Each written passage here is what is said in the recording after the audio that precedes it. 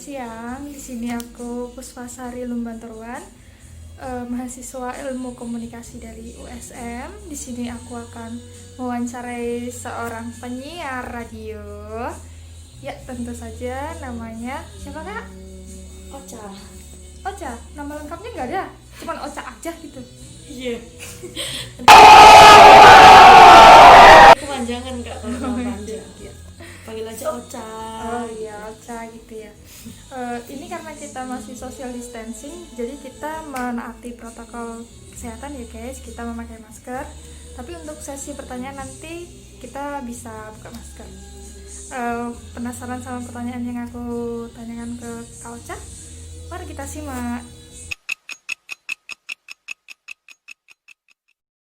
Iya, wajah cantiknya kelihatan setelah dibuka maskernya ya guys. Jadi oke Kak, sini aku mau nanya nih, Puspa mau nanya nih, Kakak sebelumnya siaran di mana sih kalau boleh tahu?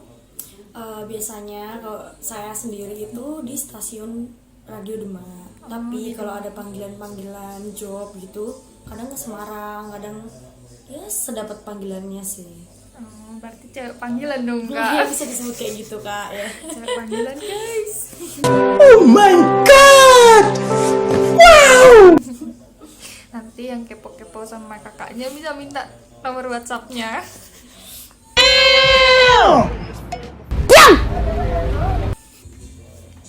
Nah, di sini aku nanti mau nanyain kakak tentang seputar radio, seputar penyiaran dia maksudku. Ini kita ada 5 pertanyaan nih. Nanti satu pertanyaan dapat hadiah 500.000. Nggak ada yang bercanda. Nanti aku rugi.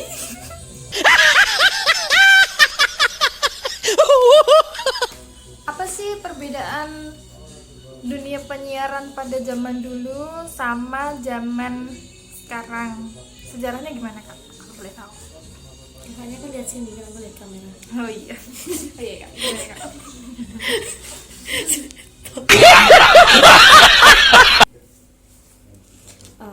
Menurut saya radio itu tuh salah satu informasi yang sangat netral. Dan radio ini tuh kalau dibandingkan dengan media televisi itu sangat jauh berbeda dari di dulunya.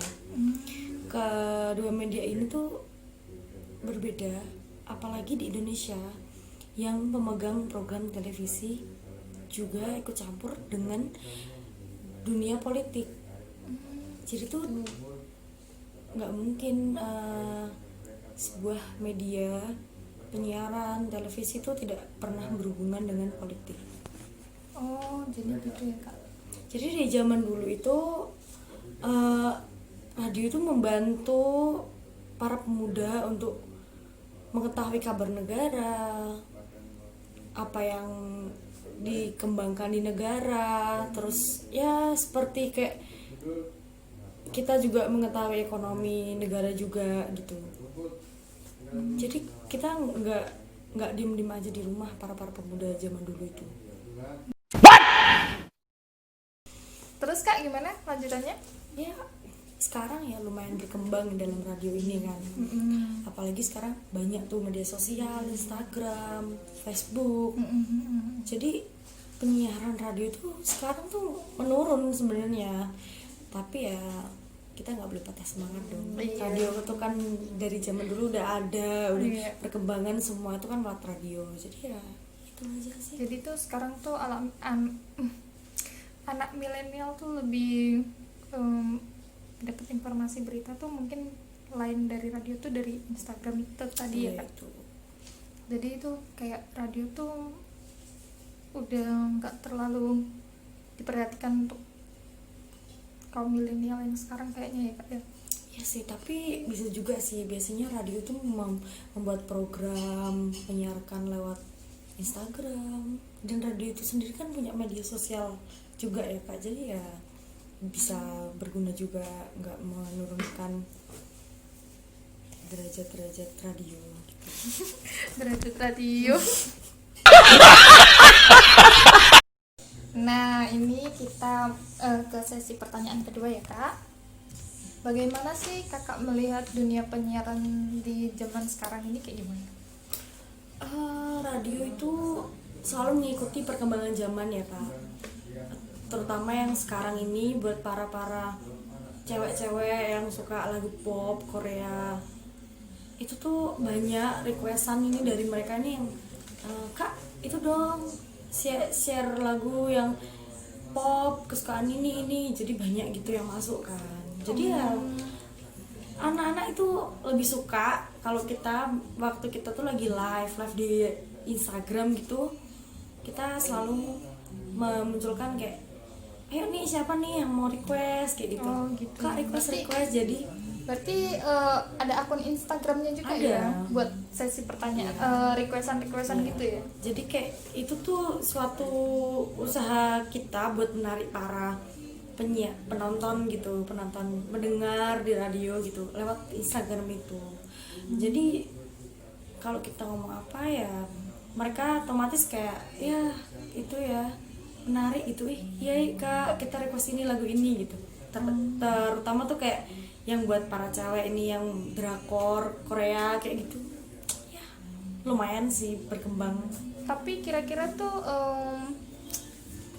yang orang tua gitu ada juga nggak yang request lagu? Iya, kalau orang tua sih lagunya masih 90-an, campur sari kayak gitu-gitu sih kak yang banyak Tapi di request. masih ada ya? Iya, jadi ya Kirain udah punah karena udah seiring enggak sih, berjalannya lagunya waktu. juga enak didengar kok, aku juga suka karena aku kan 90-an ya kak. Oh, 90-an kan.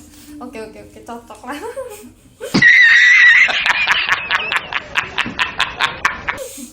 Nih, untuk pertanyaan keduanya, bentar. Sebelum kita tanya yang kedua, Ketiga oh iya ya, ketiga ya. Oh, maaf. Maklum, agak lapar. Sebelum kita tanya yang ketiga nih, aku mau kepo-kepo dulu nih soal apa sih yang membuat kakak tertarik untuk menjadi seorang penyiar radio? dari dulu tuh dari kecil saya tuh orangnya hiperaktif ya kak. Oh, hiperaktif ya bu. Iya.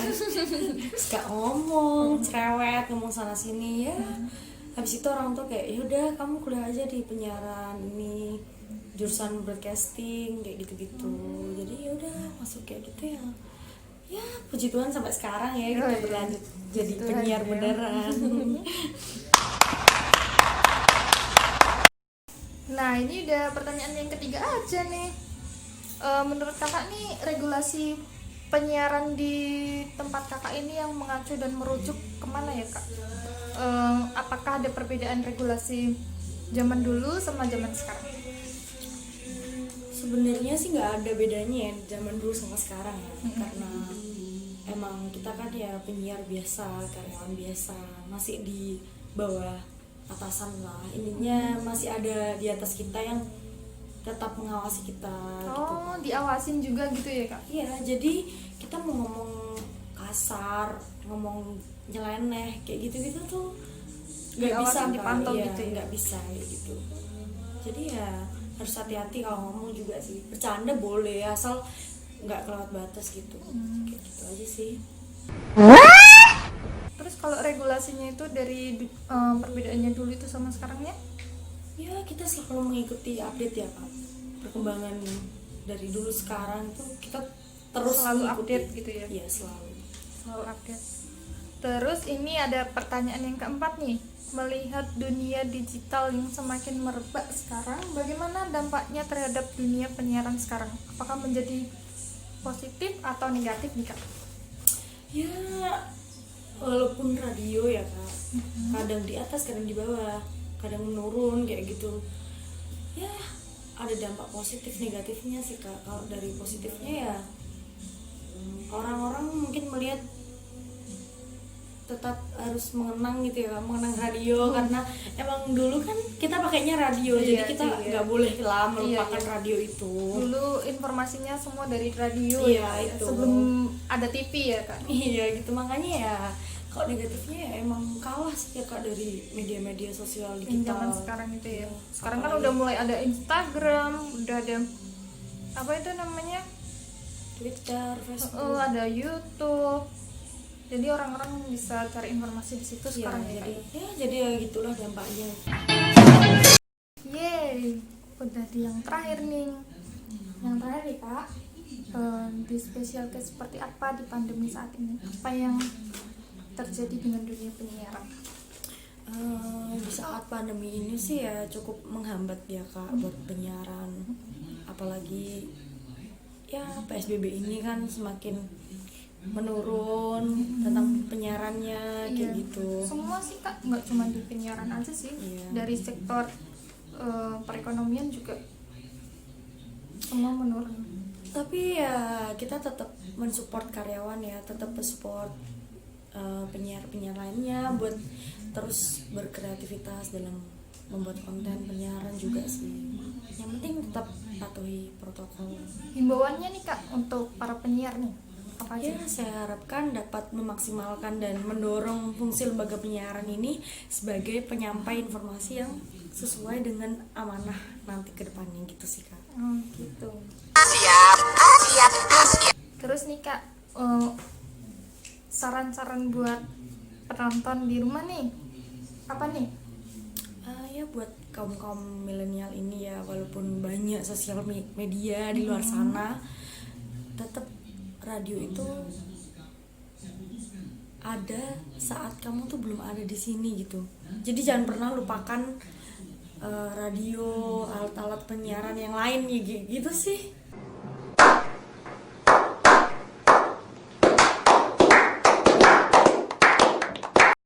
Pesan apa nih yang mau disampaikan untuk pemirsa di rumah Kak? Ya tetap patuhi protokol kesehatan dan jangan lupa pakai masker. Dan ingat kalau sampai rumah itu harus cepat-cepat bersih-bersih. Dimanapun kalian berada tuh harus bawa hand sanitizer, cuci tangan. Karena wabah ini tuh semakin meluas, semakin hari semakin bertambah. Tuh. Jadi itu bahaya. Oke deh. Terima kasih ya Kak untuk kesempatannya yang udah diberikan kepada saya. Makasih Kak Ocha untuk waktunya. Sekian perbincangan kita teman-teman dari Kak Ocha, semoga bermanfaat. Dan saya minta maaf apabila percakapan kami kurang menarik dan ada kesalahan kata. Saya minta maaf. Saya Puspa, pamit undur diri dari hadapan layar Anda. Terima kasih. Dah.